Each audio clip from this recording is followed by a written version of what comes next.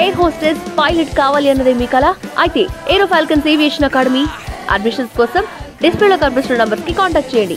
Hi hello welcome to post 360. నేను మీ మురళి రాపల్లి. నిన్న పవన్ కళ్యాణ్ గారు పాపం ఎక్కడెక్కడో తిరిగి రైతుల మధ్యలోకి వెళ్ళి చాలా గొప్పగా మాట్లాడటానికి ఎంతో ట్రై చేశారు. కానీ రైతులు కౌంటర్ల మీద కౌంటర్లు ఇస్తూనే ఉన్నారు.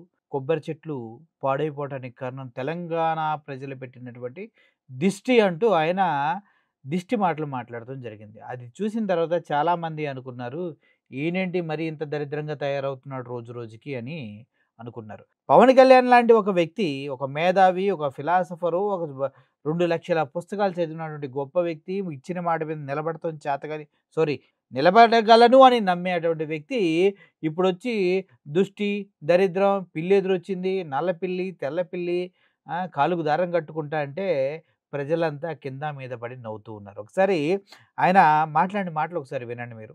రాష్ట్రం విడిపోవడానికి కూడా కారణం గోదావరి జిల్లాలో పచ్చదనమే. ఆ శాపం తగిలేసినట్టుంది. ఈరోజు గోదావరి జిల్లాలో మొత్తం కొబ్బరి చెట్లతోటి, తెలంగాణ నాయకులంతా అంటారు కొబ్బరి చెట్లతో చాలా ఆనందంగా ఉంటుంది, మీరు ఏమంటుందని పచ్చదనంతో చాలా బాగుంటుందండి. ఈరోజు కొబ్బరి చెట్లు ముండలు కూడా లేవు, అంత దిష్టి తగిలింది కోనసీమకి. సో నాకు నిజంగా చాలా బాగా,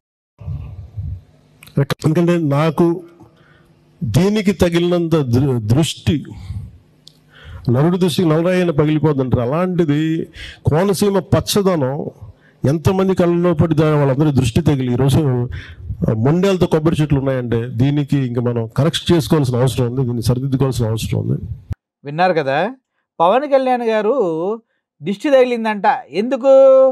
కోనసీమలో ఉన్న కొబ్బరి చెట్లన్నీ పాడైపోవడానికి కారణం ఏంటంటే తెలంగాణ వాసులంటే మీకేందయ్యా, వెళ్ళి కొబ్బరి చెట్ల కింద హాయిగా కూర్చుంటారు, కొబ్బరికాయ నెత్తి మీద పడితే తెలుస్తుంది, కొబ్బరికాయ చెట్ల కింద హాయిగా కూర్చుంటారా అని అన్నారంట. దానికి నా దిష్టి తగిలి చెట్లు మొత్తం పోయినాయని వేదాంతం చెప్తున్నాడు సోకాల్డ్ సనాతన వేదాంతవాది. దీనికి గట్టిగానే కౌంటర్ ఇచ్చారు తెలంగాణ వాళ్ళు. మాజీ మంత్రి ఎమ్మెల్యే ఏమని మాట్లాడుతున్నారంటే, జగదీష్ రెడ్డి ఈయన మాట్లాడుతూ, బీఆర్ఎస్ ఎమ్మెల్యే ఆయన మాట్లాడుతూ పవన్ కళ్యాణ్కి లెఫ్ట్ అండ్ రైట్ ఇచ్చిపడేశాడు. ఇచ్చిపడేయటమే కాదు, ఏ అమ్మ ఎట్లాంటి వాళ్ళు ఏందయ్య ఆ డిప్యూటీ సీఎంలు అయిపోయి కూర్చున్నారంటూ ఆయన వర్షన్లో ఆయన మాట్లాడారు. ఒకసారి ఇద్దరు కాన్వర్జేషన్ ఒకసారి మీరు కూడా వినండి, అద్భుతంగా ఉంది. రిపోర్టర్స్ అడిగిన ప్రశ్నలకి ఆయన చెప్పిన సమాధానం వింటే నాకే అబ్బా పవన్ కళ్యాణ్ ప్రతిసారి ఇలాగే కామెడీని అయిపోతున్నాడు ఏంటి అనిపించింది. అయితే అసలు 12 ఏళ్ళ దిష్టి తగిలి ఇలా అయిందన్నదానికి బీఆర్ఎస్ ఎమ్మెల్యే జగదీష్ మాట్లాడిన మాటలు మీరు వినండి. ఒక వెర్రి నువ్వు నవ్వారు ఫస్ట్, తర్వాత చూస్తే మిచ్చ కామెడీ ఉంది మొత్తం అంతా. ఇప్పుడు వాస్తవానికి ఎవడన్నా పోయించండి హైదరాబాద్ నుంచి ఆడికి తగిలితే వాళ్ళ దృష్టి ఏడ తగులుతుంది, కానీ ఆడికి పోనోని దృష్టి ఏడ తగులుతుంది, ఏం తెలియదు అది.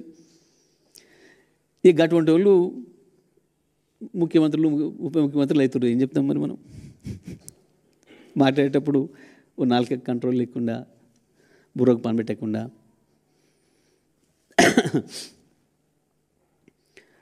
రోజు వస్తే వచ్చిపోయేటోళ్ళు 100,000 మంది అక్కడి నుంచి వాళ్ళు హైదరాబాద్ను చూసేది వాళ్ళు. ఏమంటాం మనం? ఇట్లాంటి వాళ్ళు డిప్యూటీ సీఎంలు అవుతున్నారు. మాట్లాడే అప్పుడు నాలుగు కంట్రోల్ లేకుండా, చెప్పేటప్పుడు బుర్రకి బుద్ధి లేకుండా అని మాజీ మంత్రి ఎమ్మెల్యే జగదీష్ రెడ్డి గారు మాట్లాడటం జరిగింది. రోజు వస్తే వచ్చిపోయేటోళ్ళు 100,000 మంది అక్కడి నుంచి వాళ్ళు హైదరాబాద్ను చూసేది వాళ్ళు. ఏమంటాం మనం?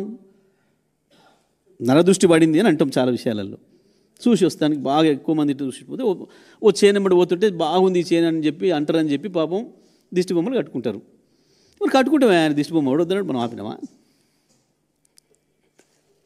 పిచ్చి మాటలు, తెలివి తక్కువ మాటలు, మైండ్లెస్. అరే పిల్ల సైనికులు, జన సైనికులు ఏమన్నాడో తెలుసా? పిచ్చి మాటలు, బుర్ర తక్కువ మాటలు, మైండ్లెస్ అన్నాడు. అంటే ఏంటో తెలుసా? మీకు తెలిస్తే మీరు 3-4 జెండాలు ఎందుకు మోస్తారులే, కానీ ఈయన జగదీష్ గారు చెప్పేది ఏంటంటే, వెళ్ళి దిష్టి బొమ్మలు ఉంటాయి కదా, అవి అన్నీ కొనేసి ఆ కొబ్బరి చెట్లకి అన్నిటికీ కట్టమంటున్నాడు. లేదంటే ఎలాగో సనాతనవాది అంటూ హిందుత్వాన్ని భుజాన్ని వేసుకొని ఏం చేయకపోయినా ప్రజల్ని మభ్యపెడుతూ మోసం చేస్తూ అలా ముందుకు వెళ్తున్నారు కదా మన the great deputy CM Pawan Kalyan గారు.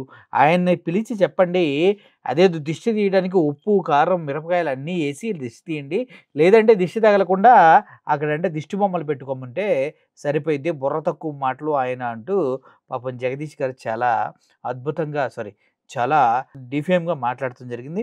దీనిపైన పవన్ కళ్యాణ్ గారు ఇమీడియట్గా స్పందించాలని నేను కోరుకుంటున్నాను. అదేంటన్నా సొంత అన్నం తిడితేనే స్పందించని వ్యక్తి ఆయనంటే స్పందిస్తాడంటే ఆయన దేనికి స్పందించడు, కానీ కోరుకోవడంలో తప్పులేదు కదా. అందుకే నేను కూడా కోరుకుంటున్నా. ఇప్పుడు దేవుడి దగ్గరికి వెళ్ళి వరాలు అడుగుతాం, తీరితే లేకపోతే లేదు. కానీ వరం అడిగామని కాన్ఫిడెన్స్తో ఎప్పుడో ఒకటి తీరిద్దని నమ్మకంతో ముందుకెళ్తూ ఉంటాం కదా. అలాగే అనమాట పవన్ కళ్యాణ్ గారిని మనం ఏమన్నా ఇలా ఉంటే బాగుండని కోరుకుంటాం, కానీ ఆయన ఉండకపోవడం ఆయన చేతిలో ఉంటుంది.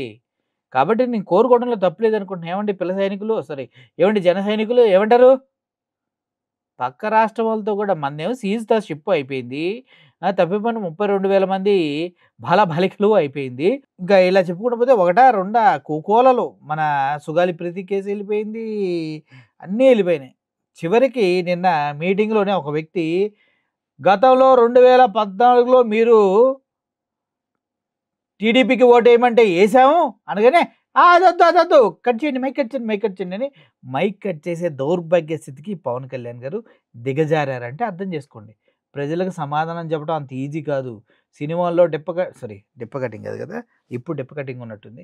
సో సినిమాలో ఓవర్ యాక్షన్ చేసినట్టు ప్రజల్లో ఓవర్ యాక్షన్ చేస్తే ఇలాగే కౌంటర్లు క్వశ్చన్లు వస్తాయి. దానికి చెప్పలేక మైకులు కట్ చేసుకుని చివరికి అదే మైకులు డీజే ఉంటారు కదా, ఆ జాబ్ చేసుకోవాల్సింది పవన్ కళ్యాణ్ గారు. అర్థమైంది కదా. Thank you for watching this video. Mindless, బుర్ర తక్కువడు, కొద్దిగా ఆలోచించాలనే మాటలే నన్ను బాగా గుచ్చుతున్నాయి. జగదీష్ రెడ్డి గారు కొంచెం ఆ మాటలు అనుకుండా ఉండవలసింది సార్. ఏదేమైనా కానీ Murali signing off. Thank you so much.